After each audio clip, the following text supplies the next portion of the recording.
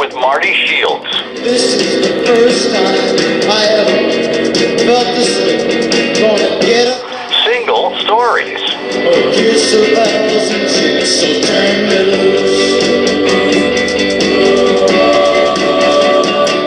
Hello, welcome to the program. I'm your host Marty, and you are in the Breakroom, Single Stories.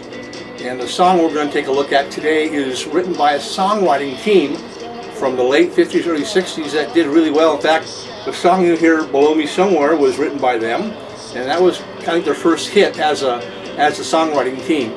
But the song we're going to listen to today went to number one, and what made this songwriting team unique was the fact that in a time where some songwriting teams were talking about, being in love and being a teenager and how great it was, this songwriting team looked at kind of the darker side of romance, the sadness, the heartache, the anxiety, and they did pretty well with this.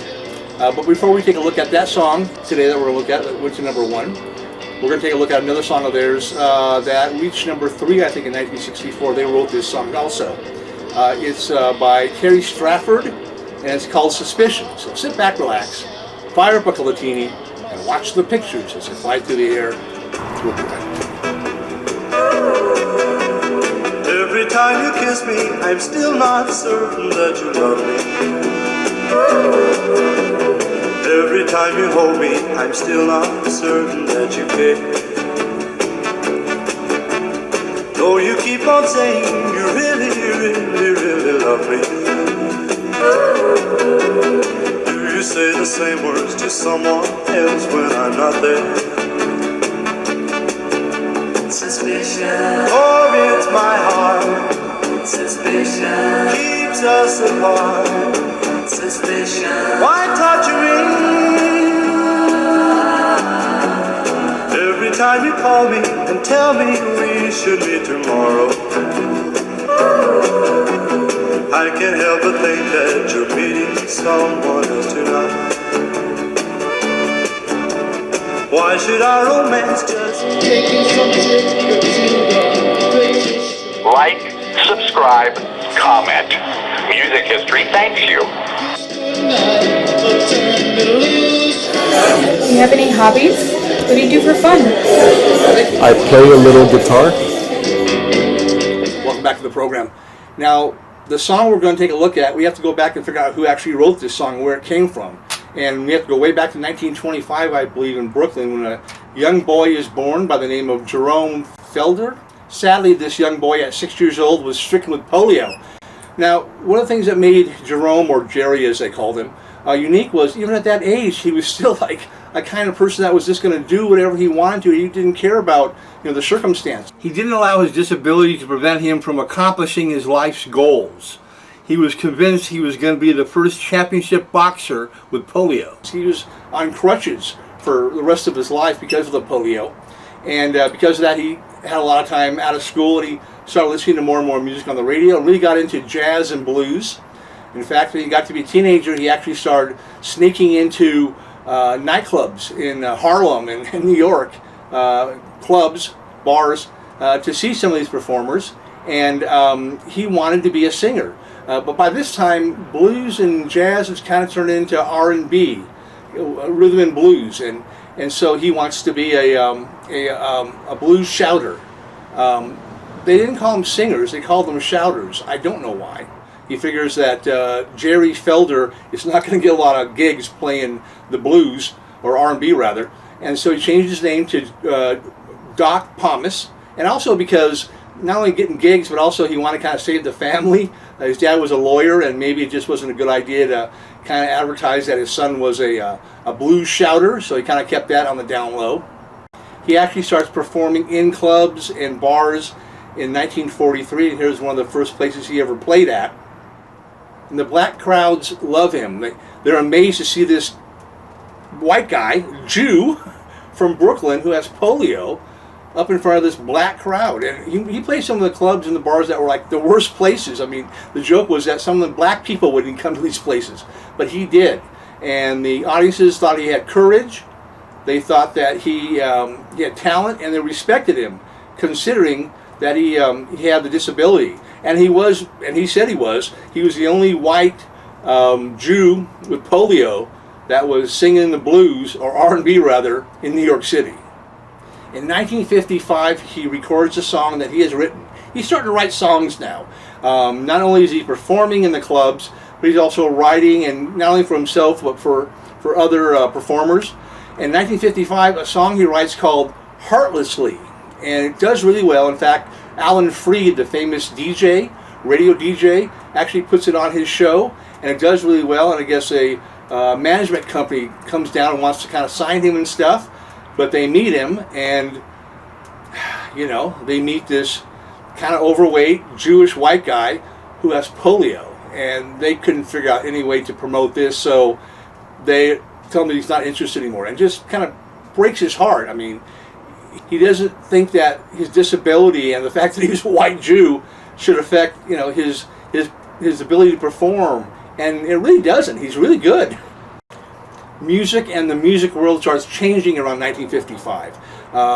Songs that he's writing for himself and other people, like R&B stuff, it's not really working out because the people that are buying records in 1955 are teenagers. That's where the boom is, and he realizes that he's going to have to figure out some way to learn how to get involved in this, and he starts writing songs. He does more of that, and he actually meets a songwriting team that's pretty well known, Lieber and Stoller, and they get a song from him called Youngblood. And of course they take the song Youngblood and kind of mess it around and twist it around, and this song becomes Doc Pomus's first hit, and here it is, Youngblood by the Coasters. I saw her standing on the corner. This song is the most successful song that Doc has gotten credit for, and he kind of realizes after 12 years of being in clubs and bars, it's kind of time to let that go, and he focuses on his new career, rather, which is writing songs.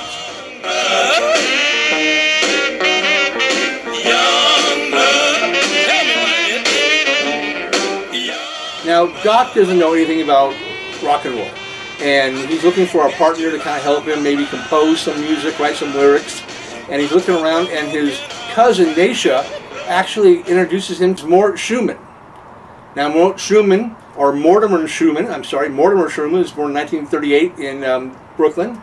He's also Jewish. He plays a little piano, and in his teenage years, his dad passes away, and it really messes up Mort.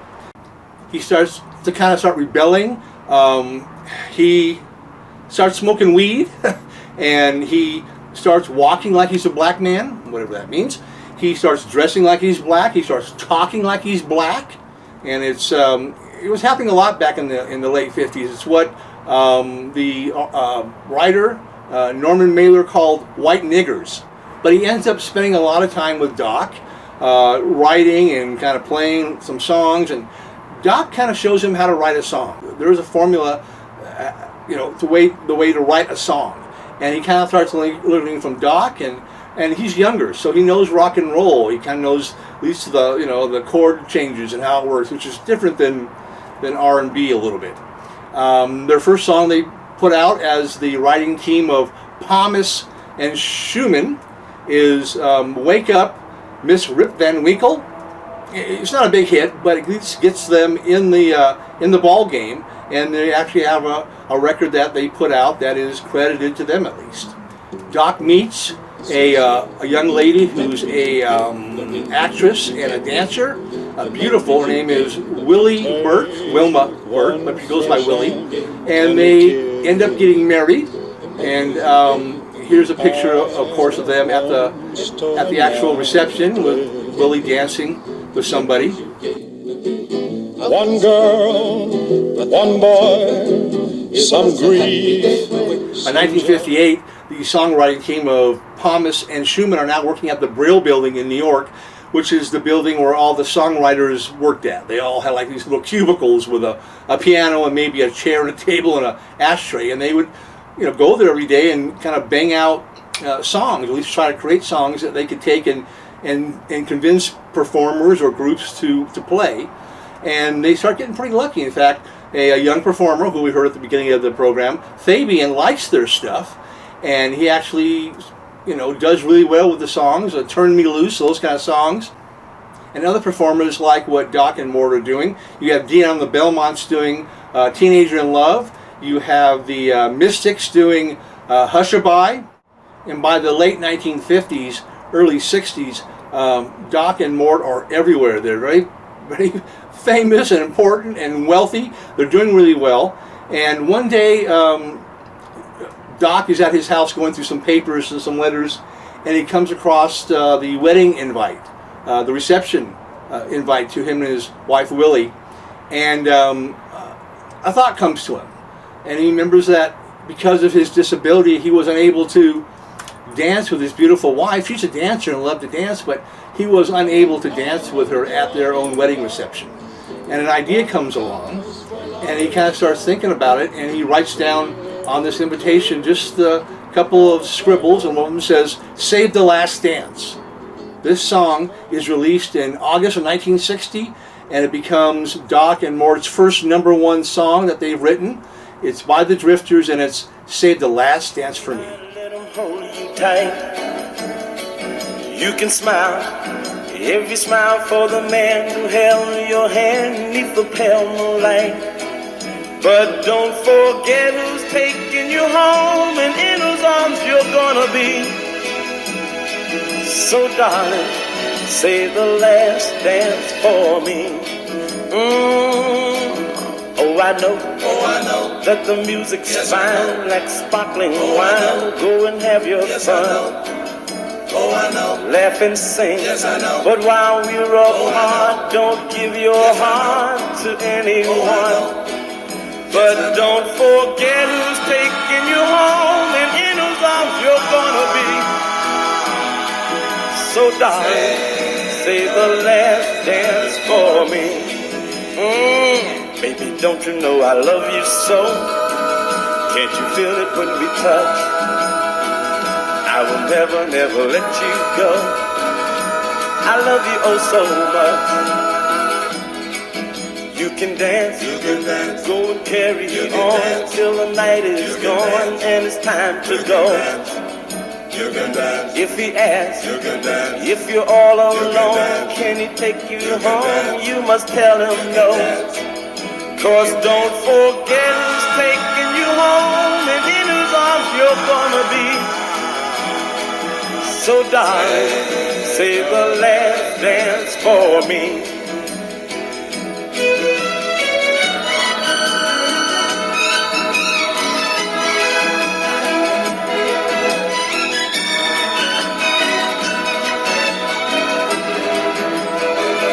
'Cause don't forget who's taking you home and in whose arms you're gonna be. So darling, save the last dance for me. Save the last dance for me.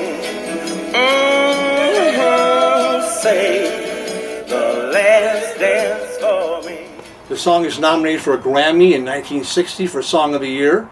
And things are going well, but everything changes in 1964. The times they are changing. And what's happening is you have people like Dylan come along who are writing their own stuff. They don't need a writing team. The Beatles write their own stuff. They don't need a writing team. The Stones write their own stuff. And so for Doc and Mort, you know, their services are not needed, or at least not being used as much as they can. So they think, let's go to England where everything's happening. So both Doc and Mort go to England in 1964, and they kind of write some songs together, and they're writing with other people. Doc doesn't like it. He comes back, but Mort stays and starts kind of writing with other people, composing stuff. And he has a couple of hits, I believe. But again, Doc comes back to America, and by 1965, their partnership has been dissolved. They're no longer together. In 66, Doc actually divorces Willie, so that partnership no longer exists. Doc kind of fades out of view. He kind of does his own thing away from the music business.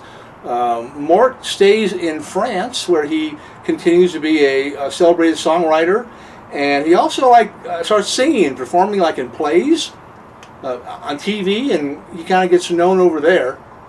Now, 20 years later, from 1964, when they went to England, 1984, the singer Dolly Parton takes the song that we're talking about today, Doc and Mort's song, Save the Last Dance for Me. She does a version of it that does really well, and both Doc and Mort are invited to Nashville, and they pick up the BMI award. And it's the first time they've seen each other in a long time, and it's a joyous meeting. They really have a lot of respect for each other. They kind of start hanging around together a little bit. They actually start working on a song together, but nothing really comes from it. And this is the last time that the songwriting team of Thomas and Schumann work together or even see each other. In 1991, I think it's March of 1991, Doc passes away. And I think in November of 91, Mort passes away. Both Doc and Mort are inducted into the Rock and Roll Hall of Fame as non-performers. I believe Doc was inducted in 1992. And Mort was inducted in 2012.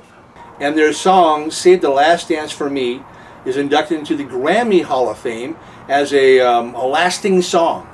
And that's a big honor. And then eventually Doc gets inducted into the Blues Hall of Fame, I think in 2012. Yeah. The song "Save the Last Dance for Me" is an iconic song from the early '60s, and it's because of the writing style of Doc and Mort. Between 1958 and 1965, Doc and Mort wrote 500 songs together.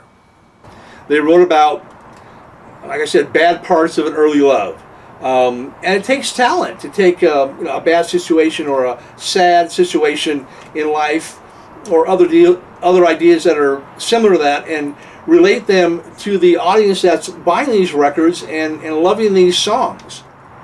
And to think that Doc started out life as a victim of polio, but he never gave up. And that's something to say for Doc Thomas and Mort Schumann. So, again, thank you for watching this edition of the Breakroom Single Stories. We hope you watch us again. Tune in again. Again, like and subscribe. Take care. God bless. This is the first time. Like and subscribe. Y'all come back now, you hear? Get 1,000 hits, or kiss 1,000 chicks, so turn me